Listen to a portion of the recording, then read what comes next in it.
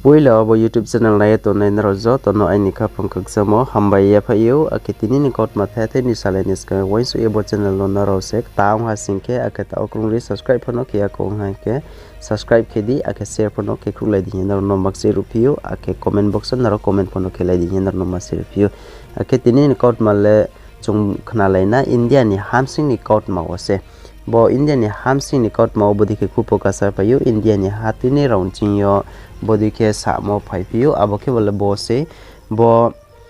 biskang 23 24 boka 2023 by 2024 ni boro ni budget ke apu ole bo India ni je cigarette company bo tobacco hinke bo choma ni ma golden hindi ar ke nebla hindi body ma je tobacco phane ma bo bano moma aboron chinyo tre income tax aro tre bare na hi sa piu ake abamung thapia ye airport ole bo cigarette nungwa nema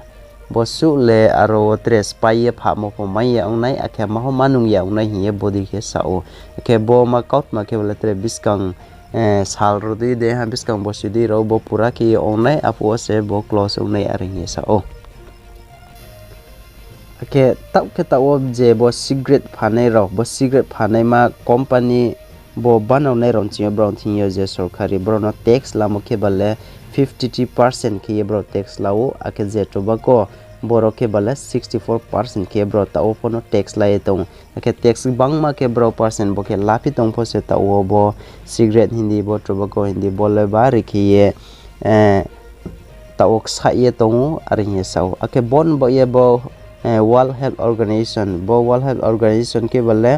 bo purthi moni ke ha mtho se bo purthi manang ke ha mtho kha moma bo ke bala tin ro ya buya kha de ha biaji kha be denga je sorry bono ka ham ke tin men bo panda ke ha mtho kha moma no hisna abu de ke ma boron chinyo India ni hatu ni ro no India no bodi ke sahi o ake bodi ke bro no sa khnari o abu ke bala bo se biskang wole bo tobacco hindi ake cigarette hindi body ma phane ro no tres jombro no tre tax chu ke romdi yesao amsa tax chu ke 75% tax bro no khedi ari yesao ke bo 75% tax ke bo ke romdi yamon kaut ma o ke body se ma mi ke bro no asa roma sin ke bro tre boni samung no ya bera mai tho ake tre chom ne ro de hanung ne ro de body ma ta sa kome tho ye yamon kot mo se ake bo cigarette ake tobacco boron bo panda bo India bahari ke bang mathui ha borsi nai ruwari ha sao ake je smoking khenema bo cigarette nung nei ma biri nung nei ma je ho nungwa nei ma sep de bo biri hindi cigarette hindi je ho faster je jat pho ongtho bo zo toro no nungye India ni msinyo borsan msinyo thuini ma ke bale lakh khatham anke 50,000 bo ke 3,50,000 asa habro borsa ni thuyu ni sao ake bon bo pandawo no hisna bol laithane 2018 wo Indian ni ke ha National Council of Applied Economic Research bo ke kam to se ke ha organization bro bono research ke yan line nemi himba bo cigarette nung nei ba bo nung nei ma sob de one is sa ha let mai phin ke 46%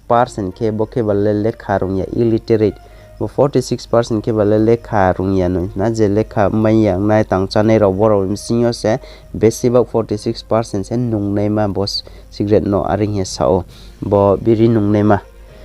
inke chin kawru ba ke ta sa sraing ku nai aketre 16% ke bale je bo pore to nai je college pore to nai bro ke bale 16% bro phono nungu aring sao he bo bai bo panda se borsa ni India ni msinyo je bro thuine ma bo biri nung ye thuine man bo pandawo 3,50,000 bo ke bro kau ni so anke bon bo pandaw se World Health Organization ro ke botre cigarette tobacco hindi ake je nung ni ma bo tobacco borono bo company no 75% tax ke trek bauri bro no kheri ye body ke kupo kasai payu ake bosa ke bauthan sin ke tre biskam bosi role bo tax bro company go bauthan sin ke boni seima boni dam phono tre bangsa ye thanai ake tre mro phono mro phinai abdi ki tau bis kang khawang budiki ong yato